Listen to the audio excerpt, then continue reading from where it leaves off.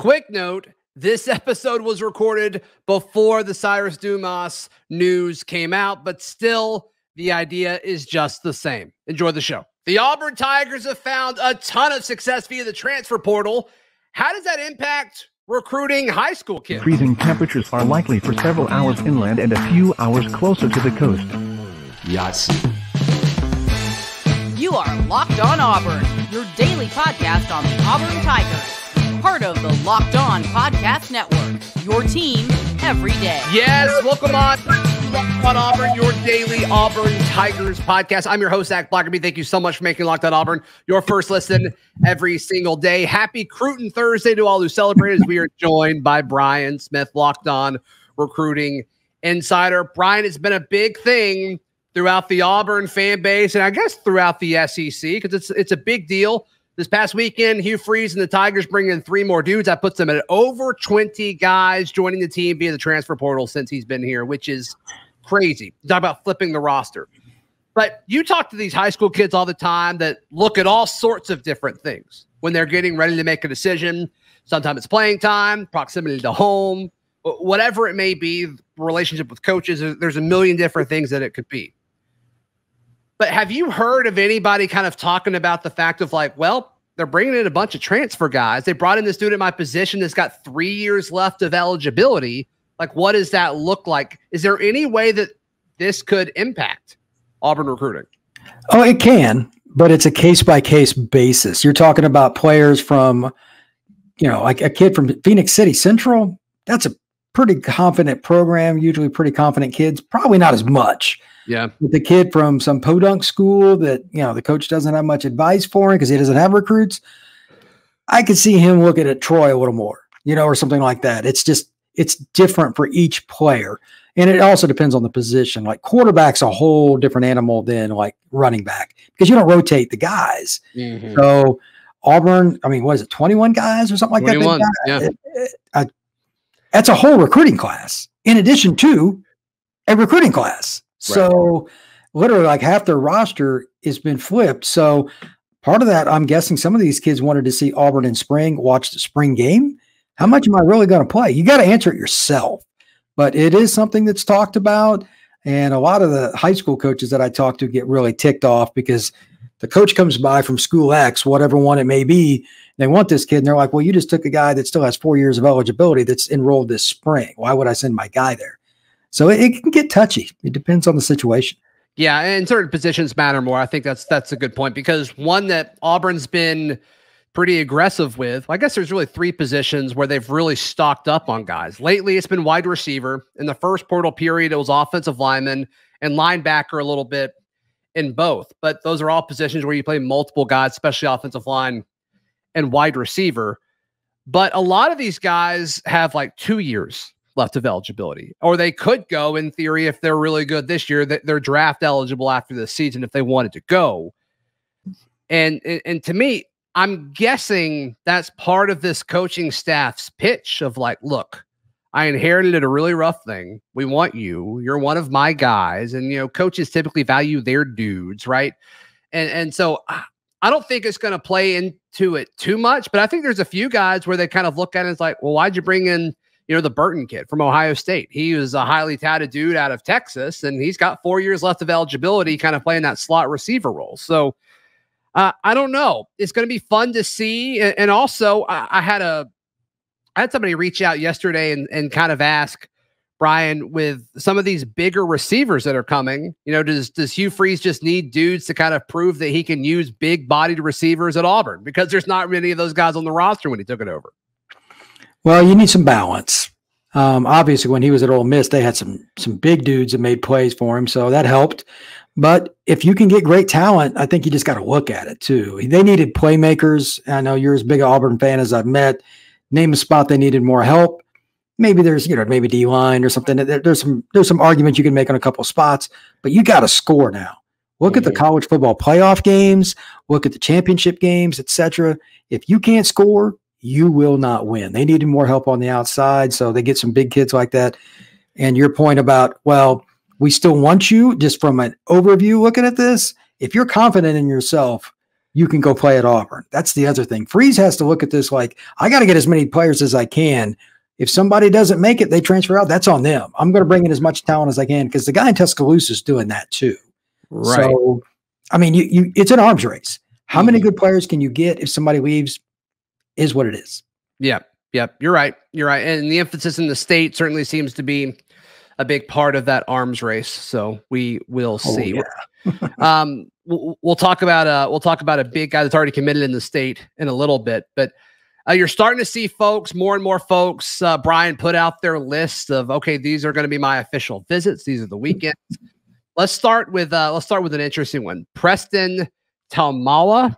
He is from Hawaii, 4-star guy. He is absolutely massive, but he is expected to be in Auburn on June 16th. That'll be the week after he's in Alabama. But this guy, 4-star kid across the board, regardless of which rankings you look at. And it kind of seems like it's pretty open among an interesting list of schools. You and I were talking about that off air, like Arizona, Oregon, Auburn, and Alabama. I don't even know where to begin with that. Sure. I get why he would do the visits to Alabama and Auburn back to back. So I'm sure he's going to stay in the state. He's not going all the way back out there where he's from. So he's probably going to. Yeah. No, I can't even imagine doing 2 of those trips in a week. That's horrible. But he's obviously intrigued with the rivalry between these two schools, which I know that I am too. I get it, but he wants to check it out. Mm-hmm. That's pretty cool. I mean, has anybody ever done that to your knowledge? Like Auburn, Alabama, like from there, even from California, that would, I mean, it's just like, that's crazy. But Auburn needs offensive line help. They need defensive line help. Any big guys. So this is a big battle for them. It would be great if they could get him because they need to be able to play power football for Hugh Freeze's offense to really work in the passing game, play action, RPO. This is the kind of guy you can do that with. So I'm curious to see how he likes Alabama compared to where he's from, the whole state. It's talk about culture change. Yeah, all the interviews that I see about Taumawa, and I hope we're saying his name correctly here, but all the interviews talk about how big relationships are for him. And a lot of people kind of speculating NIL is not a big part of it, but I mean, still, you got a feeling he's going to be taken care of in any of those schools that he picks. But just curious to see, like, with the relationship aspect of it, how much of it comes into play of, like, Coach Thornton is apparently extremely relatable. The offensive line coach at Auburn, offensive line commits or recruits seem to absolutely love him. So we'll see how that plays into it. Does distance play a factor in the time difference and how much you can communicate? I don't know. But also, Walker White, you talked about him last week, but he's quote tweeting him on his birthday, and so, Walker's making sure he gets to know him too. He's like, hey, I need you to come protect me and block for me. And so, I think there's a few different angles as far as relationships go when you look at this kid. Those are very important things nowadays because of the internet and because of your phone having access to it. Mm-hmm. Walker can hit him up on Twitter at any time. Right. And 30 years ago, that would have been unheard of. Now kids know each other from across the country and even out to far out as where he is. That's awesome because we get a totally different dynamic. We can follow recruiting just by scrolling Twitter or Instagram. Sure. And good for Walker looking out for himself too. Hey, I'd want somebody like that in front of me. I get it. If they need offensive linemen in this class, they need to start building that position of all, because no position has to get a mesh more than O-line. It's 5 guys trying to do the same thing. Mm-hmm. If you're going to hit the portal, that's great, but high school linemen would be a good thing for Auburn moving forward. There's no doubt. There's no doubt. He's projected to play interior offensive line. He's 6'3", 300 pounds. So a lot to like about that. Auburn has also set an official visit for one of their favorite running back targets in this class. We will discuss him in just a moment right here on Locked On Auburn. Today's show brought to you by our friends at Bird Dogs. They are the most comfortable pants and shorts that you could possibly imagine. They sent us a few pair of them, and I absolutely love them. They got the built-in liners, so you can breathe easy. We all know what we're saying. But they do a great job as far as providing a lot of comfort, and they're versatile. I mean, you can wear them anywhere. You can wear them when you're out running errands to the gym. You can sleep in them if you want to. Whatever it may be, Bird Dogs, you can certainly do it in them. And so they've got a bunch of different styles and different fits on their website. So be sure to check that out. That is at birddogs.com and birddogs.com/lockedoncollege. And when you check out, be sure to use the promo code LockedOnCollege, all one word, Locked On College, and they'll throw in a free custom Bird Dog Yeti style tumbler with every order. I got one with mine. It's very, very cool. So be sure to check it out. birddogs.com/LockedOnCollege. Brian Smith, our guest today, talking all things Auburn recruiting. All right, let's pivot to another official visitor that's on the way. Daniel Hill, which is an interesting name, athlete / running back. I always am a little intrigued when you see kind of guys classified that way, but he's expected to make an official visit to Auburn a little bit earlier, June 2nd through June 4th. Brian, what stands out when you look at Daniel Hill? Power. Sometimes it's not that difficult. It's don't get caught with forest for the trees. He's put together now. Yeah. That's 220 pounds of muscle. And there's a reason that he has offers across the Southeastern Conference. And quite frankly, could be an early impact player, even in the SEC West, where Auburn obviously plays. So the interesting thing with him, he's from Mississippi. Mm-hmm. What state did a certain Auburn head coach used to get? Like, again, this is not that Hugh Freeze guy. Yeah. That's right. Yeah, that's right. So, that's right. I mean, he's obviously got contacts in the state. Auburn has always recruited Mississippi hard anyway. It's not like it's a news flash. Mm-hmm. So this is a big visit because he can be your every down, I'm going to beat you up guy that would be great in Hugh Freeze's offense. I love his offense because it's really hard to project what they're going to do based on formation. And this guy makes it an extension because he can catch the ball. He could be a blocker. He's one of the few kids that will come in as a running back as a freshman that's big enough to handle pass protection. Most running backs as freshmen suck at it. Sure. It's true. So he's an every down dude if you want to do that, but he's such a good athlete. I mean, if you wanted to play him at will or something, you could. I think I'd give him the ball, but that's just me. Yeah. So strength, speed, athleticism, he's total package. Auburn, South Carolina, and a bunch of schools. Let's kind of see how it plays out, man. Yeah. Yeah. And so, I mean, we talked about it last week, Brian. If you get one of those official visits, you got a chance. You know, you're in the game, brother. You're in the game. You at least got to think you're in the top 5. So, because you only get 5 of them. So, here's why I'm interested in this. And Auburn's been interested in Daniel Hill for a minute, but there's growing smoke around the program that Jamarian Burnett, a running back that's currently committed to Auburn, there's starting to kind of be more and more belief that there will be a mutual parting of ways. That seems to be more and more likely as the weeks go on. I'm curious to see how true that is, Brian. If you've heard of anything on that, let me know. But, you know, with them still going hard after other running backs, the belief is they're going to recruit multiple running backs in this class. But I'm just curious if the recruitment of Daniel Hill and the current commitment of Jamarian Burnett, I wonder if it's tied at all. Kids don't like to mention those things. And I haven't interviewed Hill, so I'm not picking on him. But historically, when a kid is worried about another player, they get very defensive. And they don't know how to play it off because they're not mature enough yet. But, I get it. Hill's a dude.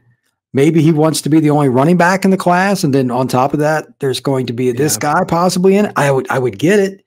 So, but I don't understand why you would want to leave Hugh Freeze's offense. Yeah. And I'm biased because I'm not an Auburn fan, but I just love his offense. Yeah. Yeah. You could do a lot of different things with it. I'm with you. Yeah. Whatever. If I'm a running back, I want to play for Cadillac Williams. And so I'm curious to see, like, if this does come to fruition,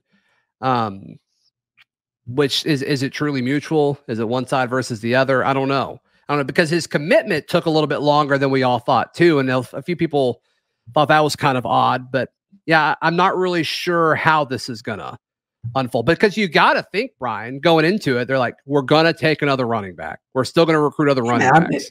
It's not like they dropped that iceberg on his head 3 weeks after his commitment. He had to have at least some idea. So like you, I'm a little curious if that smoke is true. Why? Mm-hmm. Yeah. I'll let you know if I hear, but to now, I have not heard anything. So it seems like Alabama's the current favorite for Daniel Hill. Are you kind of hearing, reading, seeing the same thing? Alabama, South Carolina, depending on who you talk to. Alabama, once they zero in on a kid, that's tough. But they just took 2 elite running backs in the last class. At some point, I brought this up with somebody earlier today. I wonder when that's going to make a big impact. I mean, they took 2 dudes. Does he really want to go? I mean, I wonder with that pass catching ability that he's got. I wonder if they showed him Jahmyr Gibbs tapes.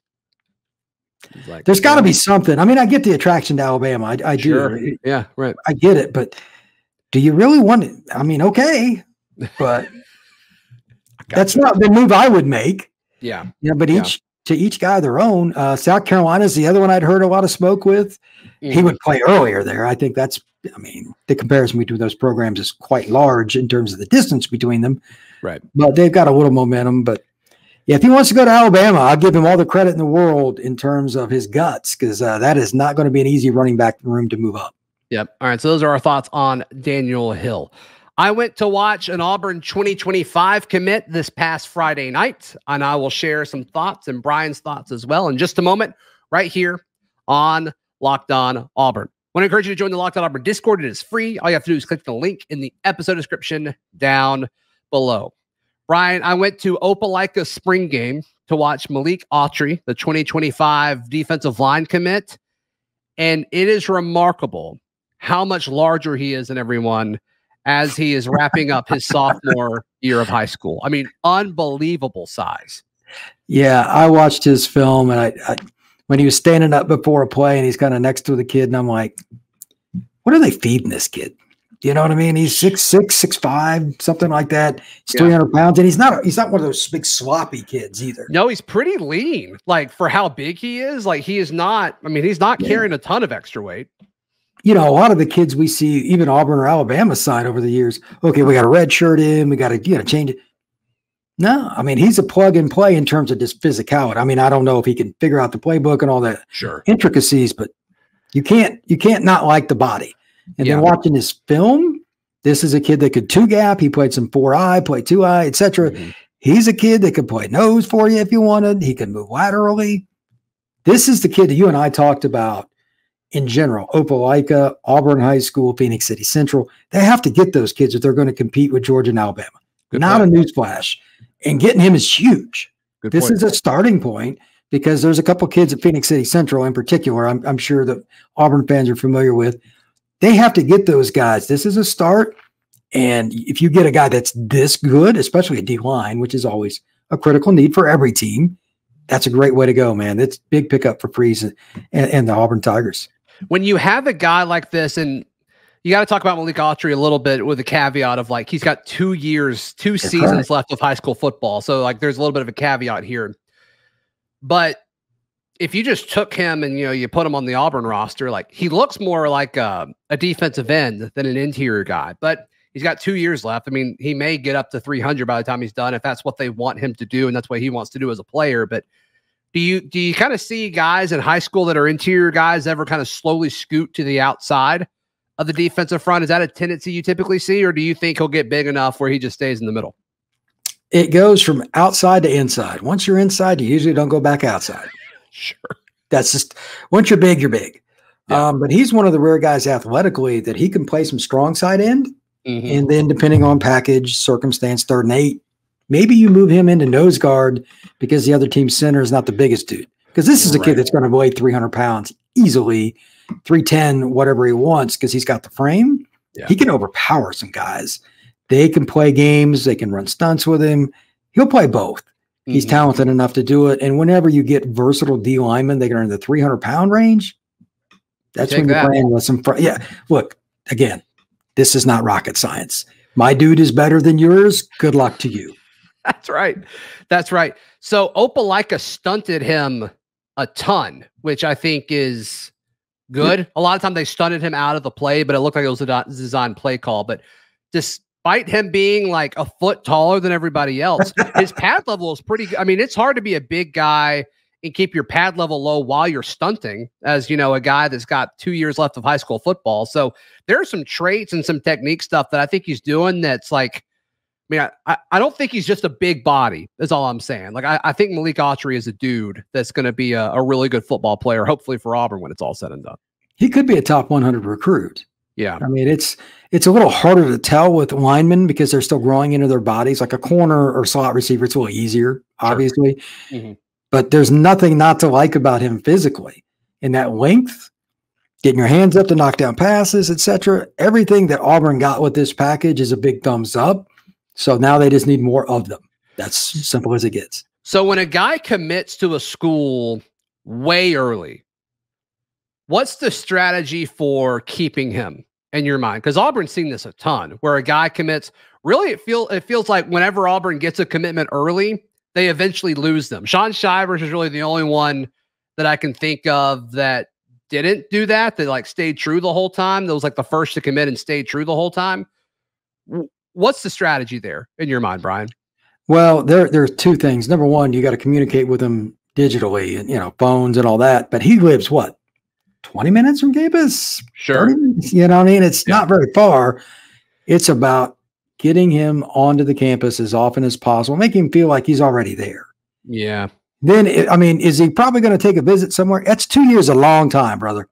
That's a long time. You already hit the nail on the head. You got to survive those moments. You can't panic if he visits, I don't know, Tennessee. I don't know, whatever. It is what it is, but he's human.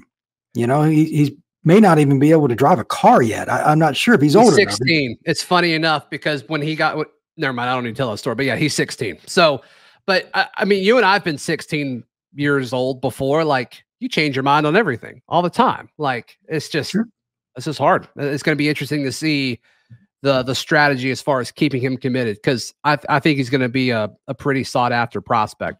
I think he's conservatively going to be a 4-star guy. Yeah. Yeah. You take that. Brian, how can people check out all the stuff that you've got going on right now?